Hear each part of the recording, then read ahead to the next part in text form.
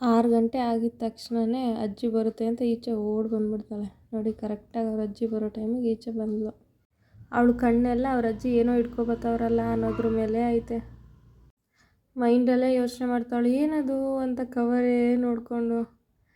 ಅಜ್ಜಿ ಏನದು ಅಂತ ಕೇಳ್ತಾವಳೆ. ಎಷ್ಟು ಖುಷಿ ನೋಡಿ ಅವಳಿಗೆ ಅವ್ರ ಅಜ್ಜಿ ಬಂದಿದ ತಕ್ಷಣ. ಕೊಡಜ್ಜಿ ನಾನು ಇಟ್ಕೊತೀನಿ ಅಂತ ಕೇಳಿ ಇಸ್ಕೊತಾ ಇದ್ದಾಳೆ.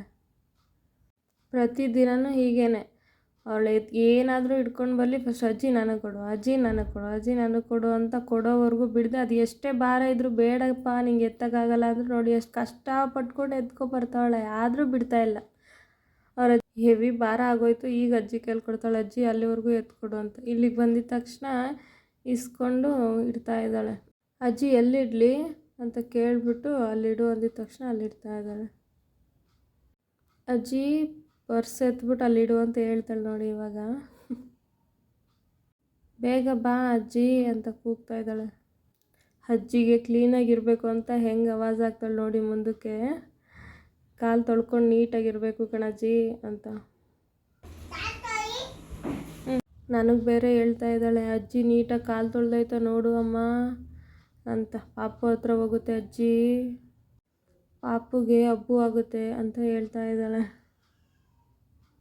ಅವ್ರ ಅಜ್ಜಿಗೆ ಡ್ರೆಸ್ ಚೇಂಜ್ ಮಾಡೋಕ್ಕೆ ನೈಟಿ ಎತ್ಕೊಡ್ತಾಳೆ ನೋಡಿ ಇವಾಗ.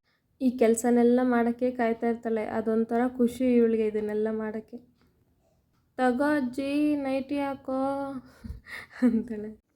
ಅಮ್ಮ ಈಯ ಅಜ್ಜಿಗೆ ಈಯ ಕೊಡು ಅಮ್ಮ ಅಂತ ಒಂದೇ ಹೆಸ್ರಿಗೆ ಹೋಗಿ ತಗೊಬತ್ತಾಳೆ ಇವಾಗ. ಕುಡಿಯೋವರೆಗೂ ಬಿಡೋಲ್ಲ. ಈಗ ಒಂದೇ ಹೆಸ್ರಿಗೆ ಅಮ್ಮ ಡ್ರೆಸ್ ಚೇಂಜ್ ಮಾಡಿದ್ದೆಲ್ಲ ಆ ಸೀರೆನೆಲ್ಲ ಎತ್ತಿ ನೀಟಾಗಿ ಮೇಲಿಡ್ತಾಳೆ. ನಮ್ಮಮ್ಮ ಅದಕ್ಕೆ ಯಾವಾಗೂ ಬೈತಾ ಇರ್ತಾರೆ, ನನ್ನ ಮೊಮ್ಮಗಳು ಮಾಡೋಷ್ಟು ಕೆಲಸ ನೀನು ಮಾಡಲ್ಲ, ನನ್ನ ಮೊಮ್ಮಗಳು ಎಷ್ಟು ಹೆಲ್ಪ್ ಮಾಡ್ತಾಳೆ ನನಗೆ ಅಂತ. ಅಜ್ಜಿಗೆ ಟೀ ಕಾಯಿಸಮ್ಮ ಅಂತ ಹಾಲು ತಂದು ಕೊಡ್ತಾಳೆ.